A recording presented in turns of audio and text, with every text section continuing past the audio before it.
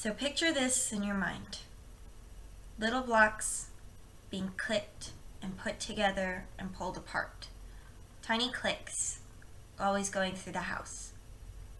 A little boy named Orlando, that's my brother, is putting together a very intricate sculpture.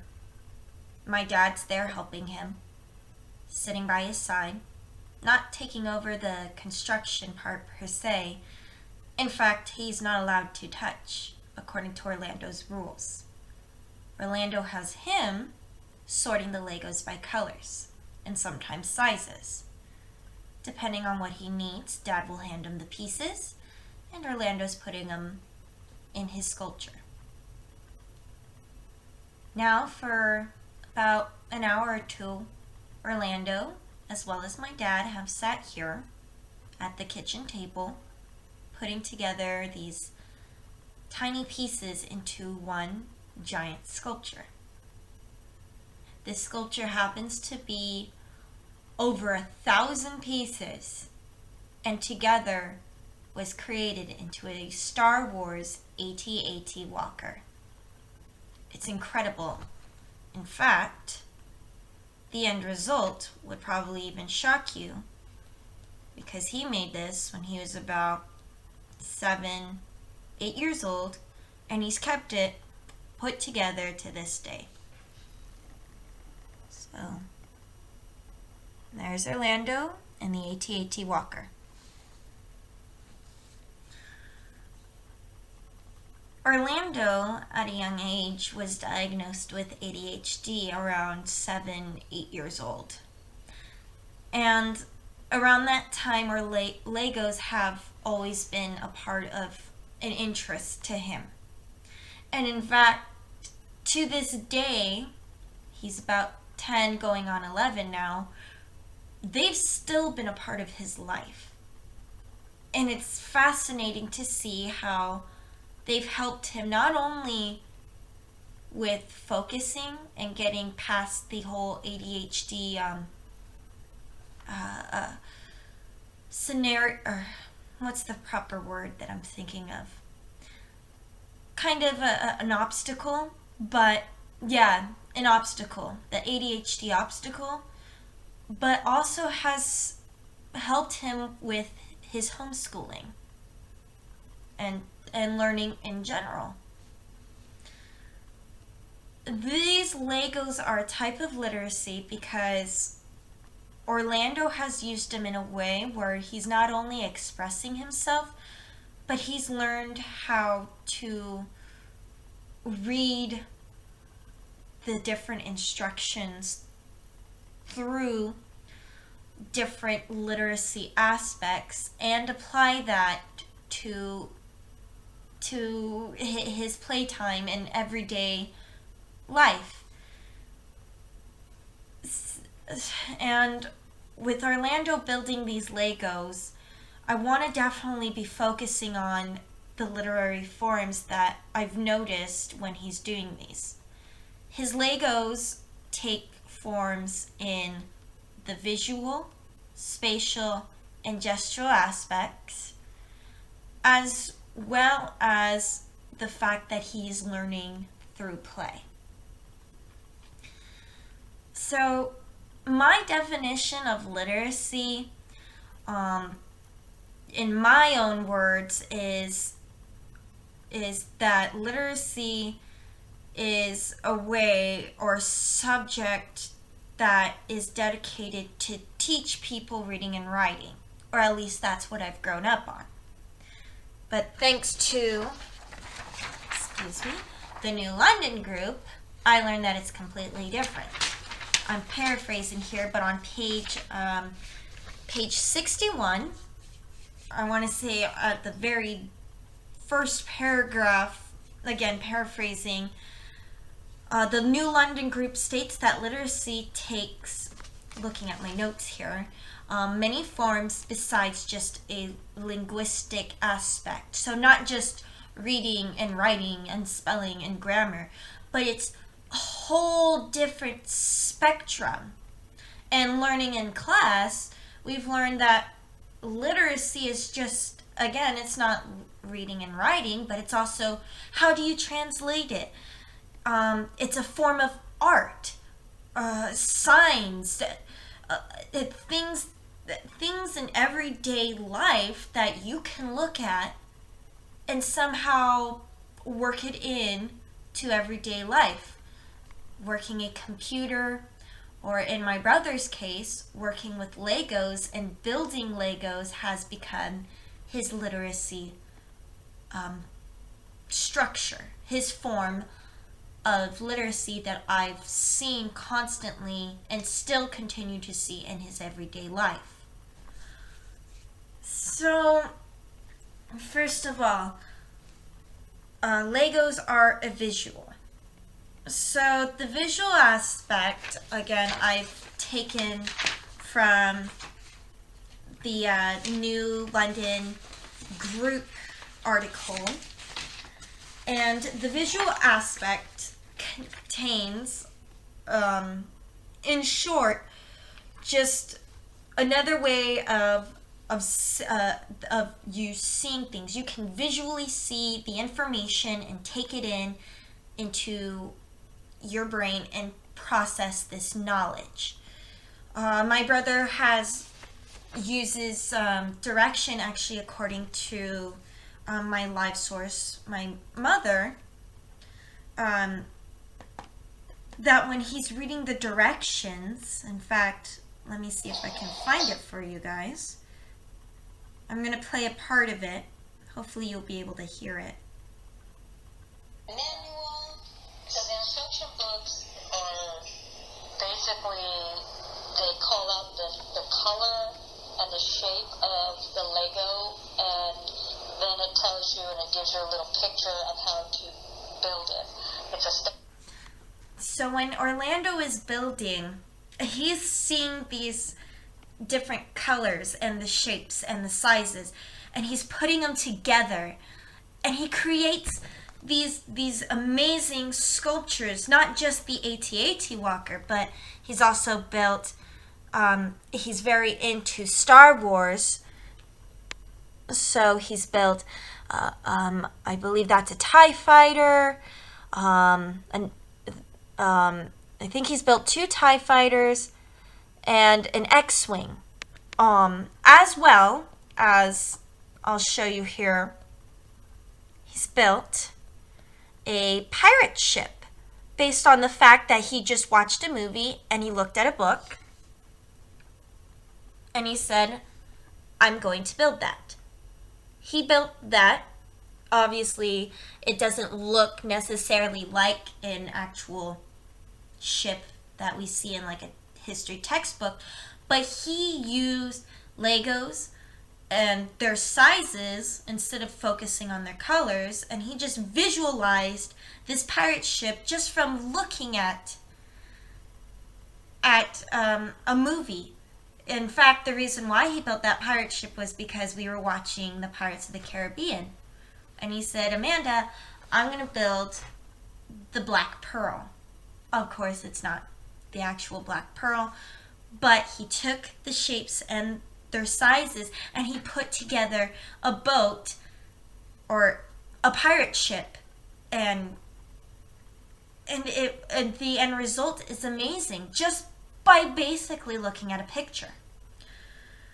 And that's the visual aspect of Legos, is the fact that he took this knowledge just by looking at it.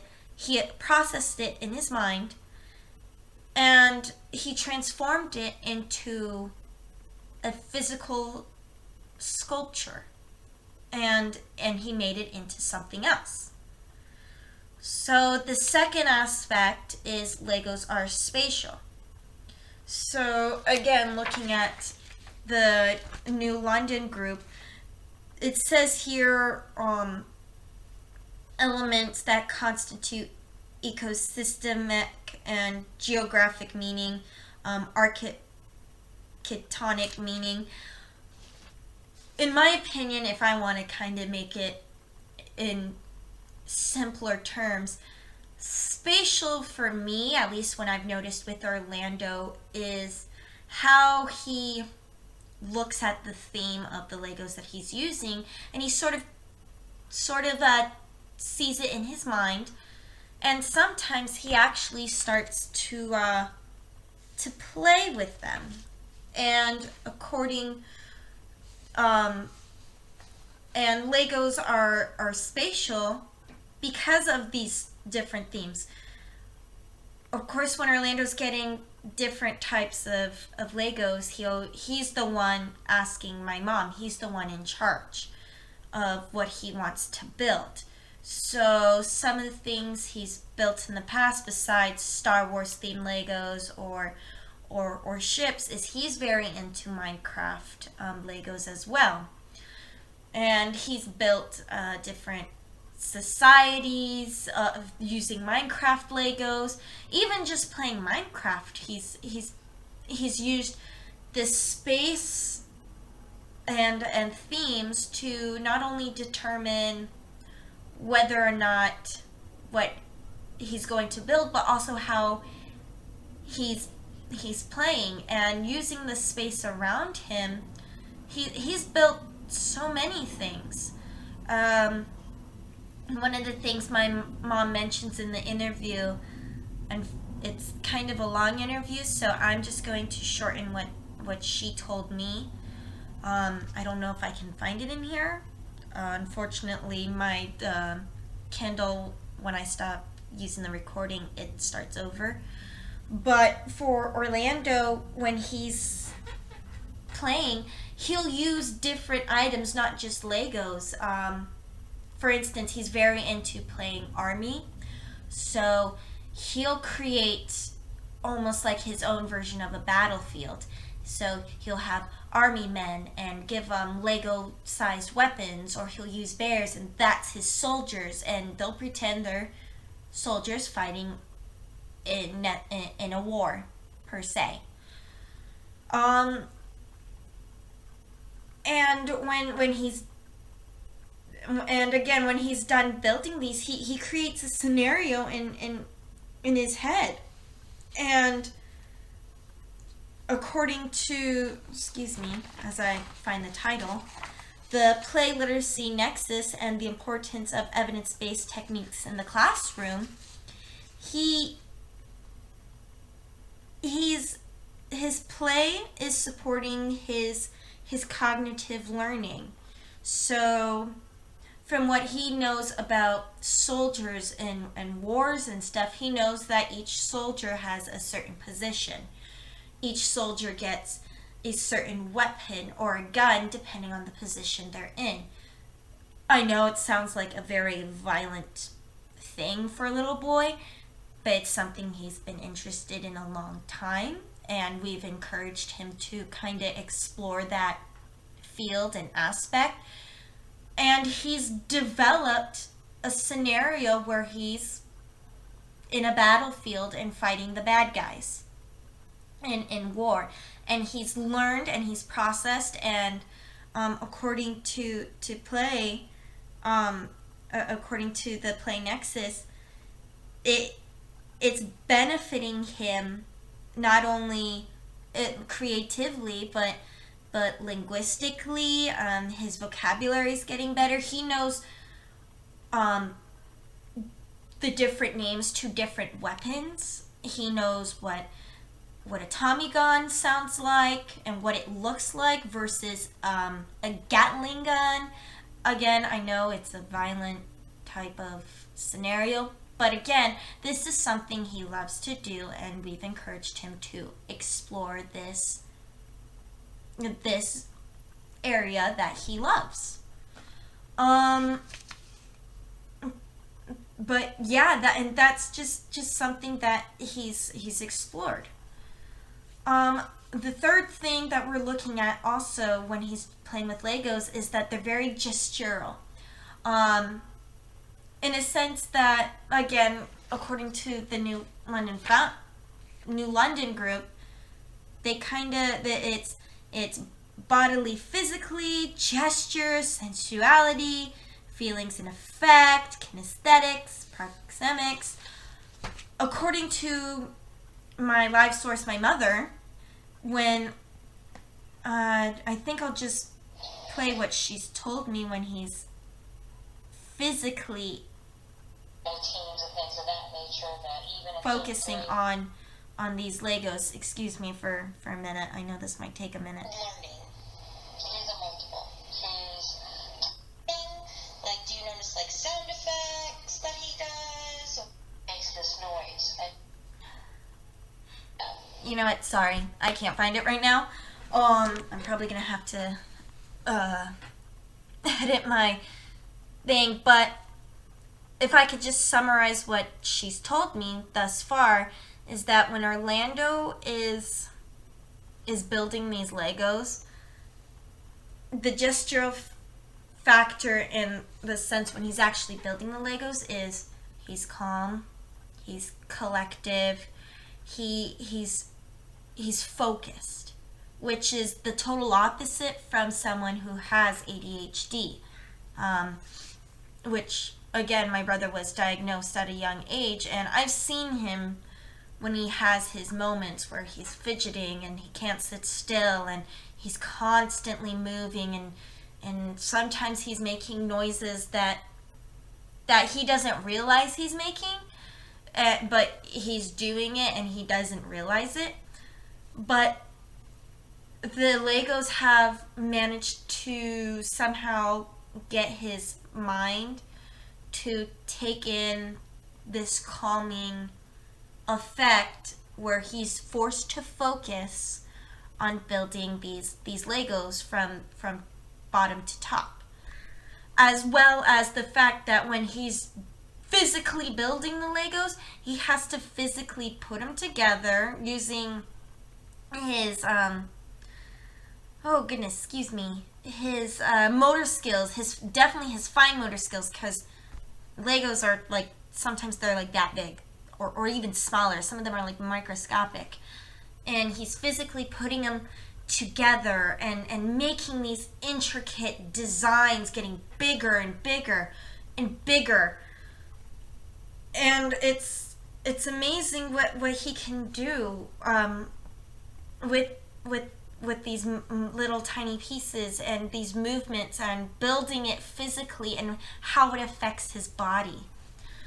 Lastly, I want to point out, my final point is that Legos are a form of learning through play. When Orlando is building, he again has to learn to adjust the size of the actual Legos. The Legos are different, multiple sizes, especially for someone who's an expert in building with Legos. Some sizes could be like really big to skinny and long, or fat and short, and some are, again, they're like that big and you can barely see them, and you have to be careful because you might lose them. And when he's building these, he's literally becoming an architect in his mind, and he's learning, okay, when I'm building, let's say, a helicopter, which he's built again. Unfortunately, I don't have those pictures. I wish I did. Those were built a long time ago when he was first starting out. But he built some helicopters, or even I can actually show you when he built his version of the Black Pearl from the Pirates of the Caribbean. He pointed out, okay, I'm building the mast, and he knew exactly where the mast goes to. He knew, okay, this part right here is where the first sail goes. This is the second part of the sail. This is where the helm goes. And he's pointed out to me the different parts of the ship. This is the deck, sissy, or that's the helm of the ship. That's where the captain's steering the boat, or these are the two sails, or the middle part is the mast. He's pointed. He's using the Legos to build and to learn and to visualize what he wants in the end. In fact, I can actually find this one. Towards the end of the interview with my mother, she actually makes an excellent point of what he's doing when he's learning through play. Subconsciously, just I think it's just something that he does while he's building. He's not singing, building, and or playing with these Legos. Do you think he's kind of learning in a sense, like say if he built like a ship or something? Do you think he's kind of learning about the structure he's building? Yeah, I think so, because he would kind of have to understand a little bit about it. You know, I mean, if granted it's Legos, it's you know, the way that they're put together is pretty straightforward, but you know, he also likes to build other things that I've gotten, you know, for him at school, where he, you know, he'll build like different electronic motherboards to make electronics work. You know, just following directions and stuff like that. So through building Legos and his learning through play, he's become very advanced in almost like engineering. He's engineered different structures, or in my mom's case, that sometimes he experiments with motherboards and electrical building. He's almost become this tiny engineer. Of course, to us, we think, oh, he's just playing, but really in his mind, he's learned through different visuals and spatial aspects and gestural stuff, that, and through playing with his imagination, that he can build these different structures. So to kind of end this video, Legos for him have always been a part of Orlando's life. He's always built with them. He's always learning. And the literacy aspects behind Legos are definitely visual, spatial, gestural, and he's learning through play. And it's also, Legos are a great tool. I mean, we've seen kids in preschool who build blocks, and they're learning, sometimes depending on the blocks, they're learning numbers, or they're learning letters if obviously the blocks have those. Or sometimes the blocks are just different shapes. They visually, again, according to the literacy aspects, the visual of the blocks could determine what structure they want to build, whether that's a ramp or maybe a tower.